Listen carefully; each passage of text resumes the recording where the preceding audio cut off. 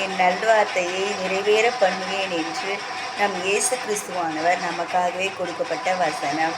வேதகமத்தில் எரேமியா 28ஆம் அதிகாரம் 10ஆம் வசனத்தில் நமக்காகவே இயேசு கிறிஸ்துவானவர் கொடுக்கப்பட்ட வசனம்.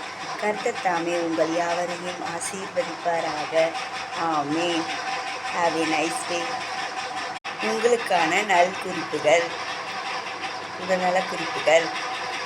ஜீரண சக்தி அதிகரிக்க உங்களுக்கு தினம் காலையில் டீ காபிக்கு பதிலாக பாலுடன் இஞ்சி மிளகு தட்டி போட்டு குடித்து வந்தால் ஜீரண சக்தி அதிகரிக்கும். உடல் தெம்பாகவும் தைரியமாகவும் திட நம்பிக்கையாகவும் இருக்கும்.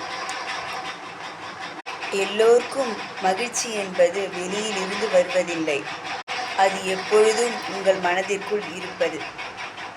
இன்று மகிழ்ச்சியாக இருக்க பழகுங்கள். நாளைய நன்மைகள் உங்களை என்றைக்கும் தேடி வரும்.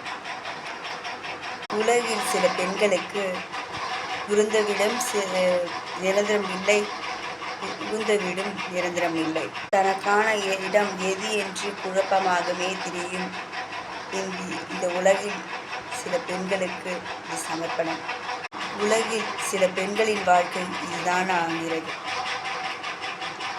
பறக்கும் பறவைக்கு தெரியும் மரக்கிளை உடைந்தாலும் தன்னால் பறக்க முடியும் என்று. இருக்கும் சூழலை எப்பொழுதும் நம்பாதீர்கள், உங்கள் சிறகுகளை நம்புங்கள். எப்பொழுதும் நிச்சயம் நல்லதே நடக்கும் உங்களுக்கு. இந்த வரிகள் பிடித்திருந்தால் எனக்கு ஒரு லைக் செய்யுங்கள், கமெண்ட் செய்து எனக்கு ஷேர் பண்ண மறந்துடாதீர்கள்.